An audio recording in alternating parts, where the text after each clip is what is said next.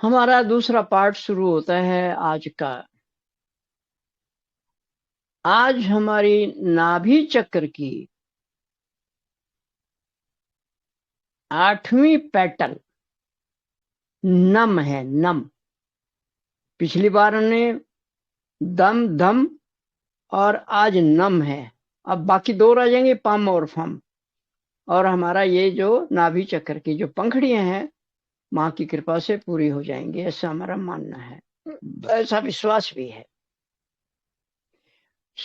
श्री माता जी ने प्रत्येक 50 की 50 पंखड़ियों के प्रत्येक अंग को मूल हमारे पांच छठे 6 चक्रों की जो 50 पंखड़ियां हैं, प्रत्येक पंखड़ी को एक मेडिकल टर्म या औषधीय गुण दिया है। और ये स्पिरिचुअल हिस्ट्री में पहली बार हुआ है।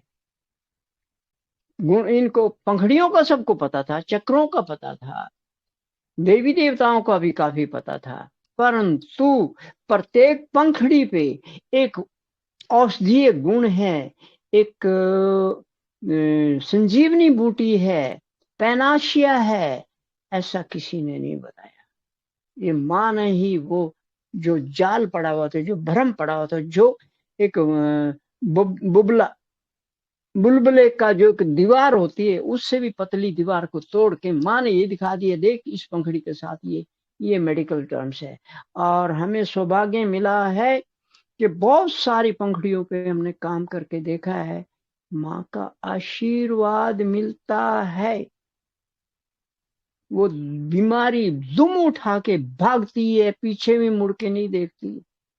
कारण, अरे माँ का आशीर्वाद है, माँ ने बताया है, ये मेरा भी विश्वास है, आपका भी विश्वास है, सहयोगियों का विश्वास होना चाहिए, फिर डरना किस बात का।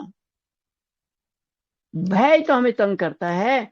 अभी हमारी लेटेस्ट वीडियो जो आई है, माँ के 3 वरदान, ये पहले भी हम कई रूप में बता चुके हैं। अब लेटेस्ट माँ के 3 वरदान अगर आप देखेंगे, लास्ट वीडियो है जो अभी तक डाली हुई है, तो उस पे है।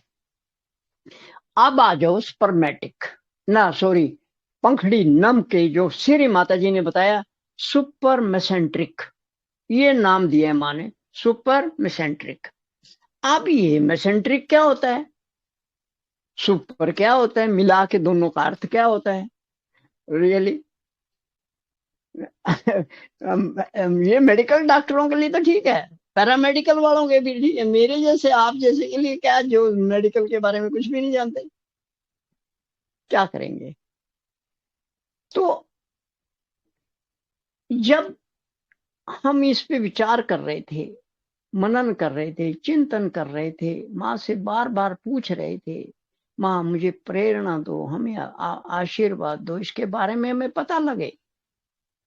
फिर ओम प्रकाश जी ने और एक थोड़ा मारा दबा के, बोलते 50 पंगड़ियों के पैटर्न के आपने वीडियो बनाने, बार बार याद कराते रहते ओम प्रकाश जी इंदौर वाले भाई। ठीक है भैया, ये सर्वानंद तो जो भी कहेगा, जो भी उसको कहेगा करने का प्रयास तो करेगा, प्रयास तो करेगा, ये नहीं कह सकते कर देता है, प्रयास करता है। और ओम प्रकाश जी, देन प्रजापति जी, देन निहारिका दीदी, पद्मा दीदी और विशाल भाई, ये 5 तो चाबुक है मेरे लिए, मारते हैं इधर से मारते हैं, घोड़ा दौड़ता है दौड़ता है दौड़ता है, चल भाई जितना दौड़ा जा रहा है दौड़। तो ये हो गया थोड़ा सा बीच में मजाक, मजाक भी नहीं है, सच्चाई है। अब हम चलते हैं इस मेडिकल टर्म की कुछ कुछ बातें करने के लिए, इसका विश्लेषण करने का प्रयास कर रहे हैं, इसका जो एनालिसिस कर रहे हैं। इस माँ ने इस 2 शब्द के अंदर मेसेंट्रिक, इसका मतलब क्या है, इसमें क्या छुपा के दे दिया, हमारे को एक ऐसा औषधि दे दी, उसमें क्या कुछ कर सकते हैं। तो देखिए, ये पंखड़ी, यानी ये 8वीं पंखड़ी है नम, ये पंखड़ी सुपर मेसेंट्रिक, मेसेंट्रिक का मतलब होता है आंत, छोटी बड़ी, वैसे आमतौर पर छोटी आंत होती है, पर छोटी बड़ी, और क्योंकि ये कनेक्टेड सब है, ये हमारी ये जो छोटी आंत ऐसे है, बड़ी आंत छोटी आंत यहाँ से स्टार्ट होके पूरे शरीर में ये 28 फीट के आसपास होती है, और 5 फीट की हमारी बड़ी आंत होती है। इसकी लंबाई लगभग 33 फीट होती है। तो इसके अंदर, क्योंकि ये यहाँ है, इसी के नीचे किडनी भी है, गाल ब्लैडर भी है, लीवर भी है, स्टोमक भी है, स्प्लीन भी है, क्या नहीं है, सारे ये तो चारों तरफ छाई हुई है। अब ये जो पेटल है, ये हमारे शरीर में भी, शरीर में नहीं, जो हमारे जो आंत है, हमारे जो अवयव यानी ऑर्गन्स हैं, उनको शुद्ध रक्त की सप्लाई करती है। अब आप कहेंगे शुद्ध रक्त क्या होता है? शुद्ध रक्त में ऑक्सीजन होती है, पोषक तत्व होते हैं, क्योंकि छोटी आंती पोषक तत्व हमारे खाने में से निकाल के खून में मिला देती है। तो इस प्रकार मिनरल्स होते हैं जो जीवन को स्थिर रखने के लिए काम आते हैं, और ये तत्व हमें इसके थ्रू मिलते हैं। तो मेसेंट्रिक जो है, हमारे जो भोजन खाते हैं यहाँ से डुडनम से होते, ये हमारे पेट में जाते हैं, जिजनम, इलियोसिकल, ये मेडिकल टर्म्स हैं, हिंदी के बोलेंगे तो और कठिन हो जाएंगे।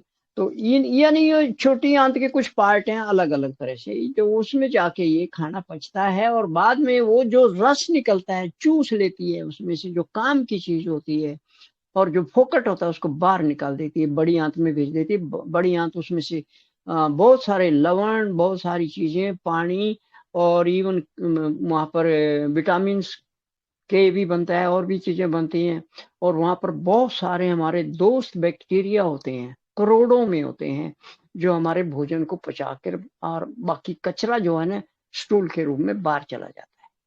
तो छोटी आंत का मतलब तो ये हुआ कि हमारे शरीर का पोषण ये करती है, और जब सप्लाई नहीं होगी, खून ही नहीं आएगा, तो ये तो बैठ जाएगी। तो वो बड़ा काम हमारी ये पंखड़ी नम करती है। अब एक बात और होगी, ये खून सप्लाई तो हो रही है, वहां से जो कचरा बनेगा वो कहाँ जा रहा है? इसके साथ एक और, उसको वेन बोलते हैं, एक आर्टरी के साथ वेन भी होती है, वो वहां से सारा कचरा इकट्ठा करती है। टूट फूट जो इम्प्योर ब्लड है, जिसमें ऑक्सीजनेटेड ब्लड है, जिसमें ऑक्सीजन नहीं है, और सेल, मरे हुए सेल हैं, या बहुत कुछ कचरा है, दवाइयों का जो रेजिडू या अवशेष बचते हैं, वो सब इकट्ठा करके और ले आती है, और बाहर निकलने में इसका बहुत बड़ा रोल है। तो ये, और ये आयोर्टा, माँ ने बताया है कि हृदय से तीन तीन नाड़ियां ऊपर जाती हैं, एक नीचे जाती है। वो खून की तीन नाड़ियां आर्टरी बोलते हैं, ऊपर जाती हैं, आयोर्टा बोलते हैं उसको, एक नीचे जाती है।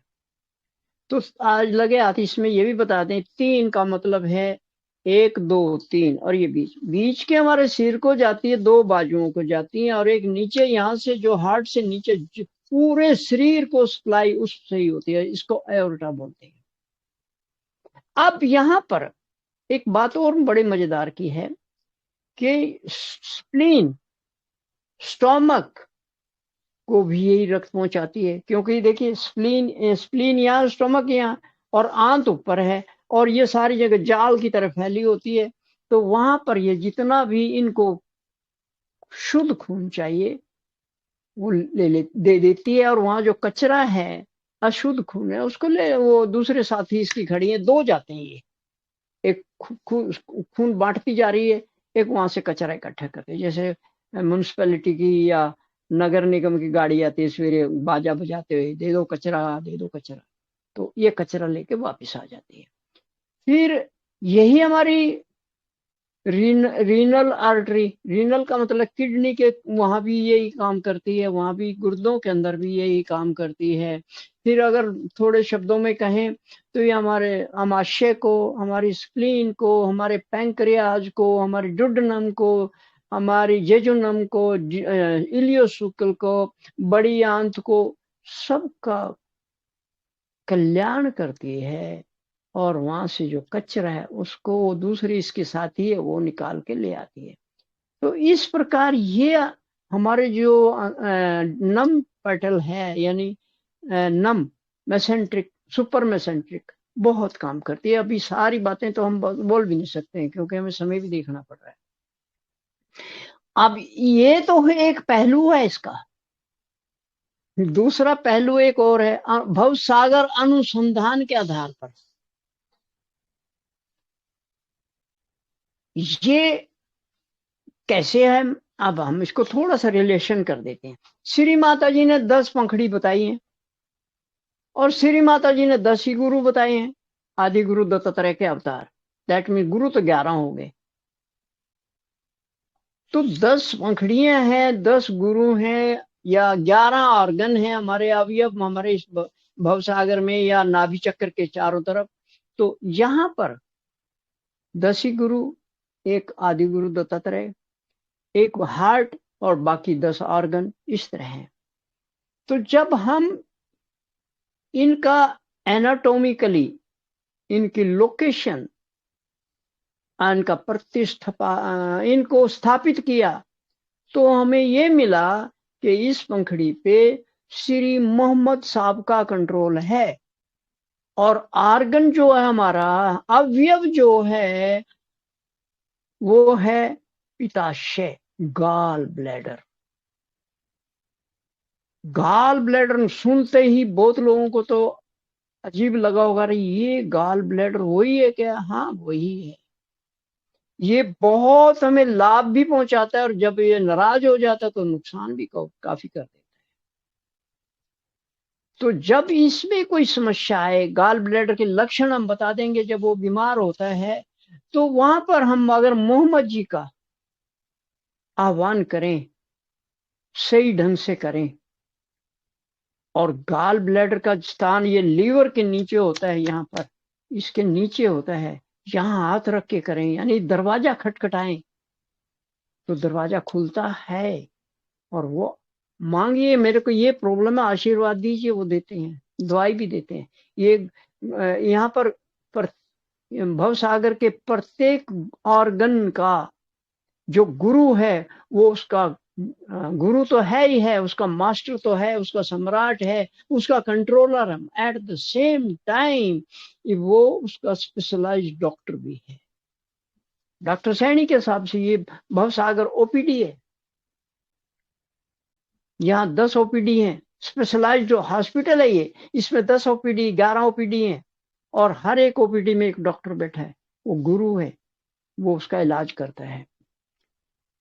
अगर हमें लगे कि हमारे गाल ब्लैडर में समस्या आ रही है हमें, तो उस अवस्था में हमें उम्मीद है, अगर हमारी वो शुद्ध भावना, शुद्ध इच्छा, भक्ति, जो भी शायद आप जानते हैं, मैं बार बार नहीं रिपीट करूंगा, वो करेंगे तो हमें लाभ होने वाला है। क्योंकि गुरु गुरु होते हैं, वो दयालु है, माँ के स्वरूप हैं, माँ के लाडले हैं। और मैं एक बात और कहना चाह रहा हूं, चाहे वो गुरु है, चाहे वो बीज मंत्र है, चाहे बीज अक्षर है, देवता है, देवी है, इवन प्लांट है, इवन ब्रह्मांड का कोई भी कण है, वो श्री माता जी के प्रतिनिधि हैं। इनडायरेक्टली अगर हम किसी के पास जा रहे हैं तो हम श्री माता जी के ही पास जा रहे हैं, उनको डिस्टर्ब ना करते। वो एक ये सिस्टम बनाया है टॉप से लेकर लोवेस्ट पार्ट तक। एग्जाम्पल के रूप में, अगर पुलिस वाला है तो प्रतिनिधि किसका है? प्रेसिडेंट का। आर्मी वाला है, किसका प्रतिनिधि? प्रेसिडेंट का। प्राइम मिनिस्टर का है, एक स्टेट का है। अगर वो प्राइम मिनिस्टर को बोले या प्रेसिडेंट को बोले या लड़ाई के मैदान में जाए, अरे भाई ऑलरेडी उनके रिप्रेजेंटेटिव खड़े हैं। तो कृपा करके हम बार बार, कई बार मैंने बहुत लोगों को सुना, माँ कर देगी ना, अरे माँ तो कर देगी, कर देगी, माँ है, वो माँ है, वो दयालु है, वो कर देती है। पर हमारी मर्यादा क्या बोलती है? उन्होंने एक सिस्टम बनाया, एक सिस्टम बनाया टॉप से लेकर लोवेस्ट पार्ट तक, तो उसके आधार पे चलेंगे तो हमें बहुत लाभ होगा।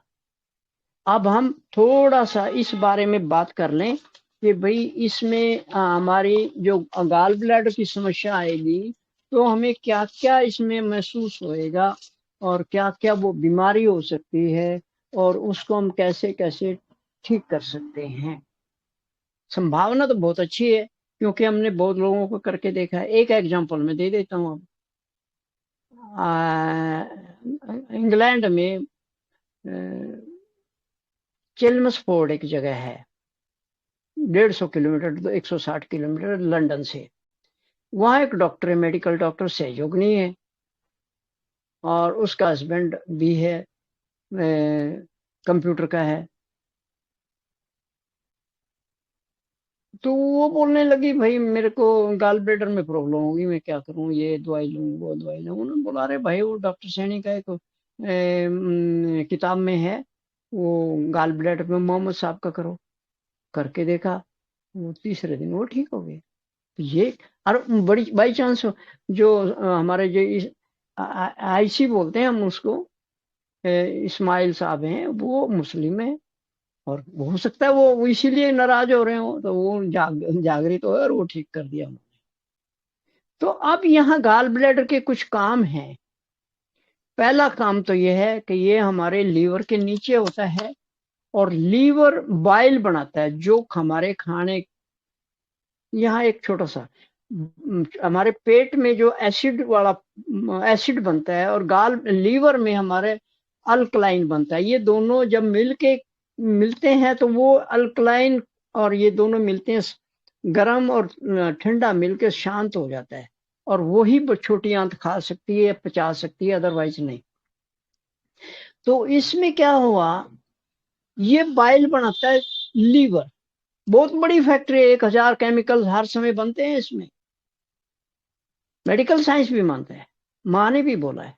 तो इसमें बाइल जो है ना बहुत पतला होता है, डाइल्यूट होता है, तो गाल ब्लैडर उसको 1/10 कर देता है, वो स्ट्रॉन्ग कर देता, तभी वो जाके जो हाइड्रोक्लोरिक एसिड होता है हमारे पेट में, उसको काट डालता है, उसको न्यूट्रलाइज कर देता है। तो ऐसी अवस्था में ये बहुत बड़ी चीज है। अब लक्षण क्या पता लगेगा हमारा गाल ब्लैडर गड़बड़ हो गया, तो पहला तो हमें लगेगा हमारा सिर भारी रहने लग गया, हमारा पेट भी भारी बन आ गया, भूख नहीं लग रही है, अपच हो जाता है, कब्ज हो जाता है, और गाल ब्लैडर की पत्थरी भी हो जाती है। एकाग्रता, हम पढ़ने में बैठते हैं या कुछ करने, हमारा चित्त नहीं लगता, चंचल चित्त हो जाता है, वही तो है। माने बार बार तो बोला, चित्त चित्त कहाँ रहता है, लीवर में रहता है। तो लीवर और ये गाल ब्लैडर दोनों एक दूसरे के पूरक हैं। तो इस प्रकार आलस्य आता है, गैस बनती है, आंखों की समस्याएं खड़ी हो जाती हैं, कमजोरी आती है, दर्द और सूजन आ जाती है, खून पतला यानी क्या बोलते हैं उसको, अनेमिया हो जाता है, और इसके बाद नींद ना आना, अनिद्रा हो जाना, छींके भी इसके कारण आ जाती हैं, डकारें, उबकाई उबकाई, उल्टी करने को दिल करता है, जिनको पथरी हो जाते हैं उनको हर समय भागता आ, और वो जाके, मैंने अपने घर में भी देखा है, तो उल्टियां करने की, उल्टी आती ही नहीं, उसको बुकाई बोलती है, नौशिया वो होता है, डकारें, और इसके बाद कुछ लोगों को मिर्गी आ जाती है, अकड़न हो जाती है बॉडी में, चेहरे पे सूजन आ जाती है, कान कफ, वात पित्त कफ के रोग हो जाते हैं। वात पित्त कफ, पित्त तो ये है ही, गाल ब्लैडर पित्त ही बनाता है। तो तीनों जो आयुर्वेद के हिसाब से 3 बड़े ये हैं, वात पित्त कफ, ये इसमें आते हैं, और किडनी भी कमजोर हो जाती है। कारण तो बहुत है, अब वो इतनी बात नहीं बता पाएंगे हम। लीवर में गर्मी आ जाती है, चित्त डिस्टॉर्टेड हो जाता है।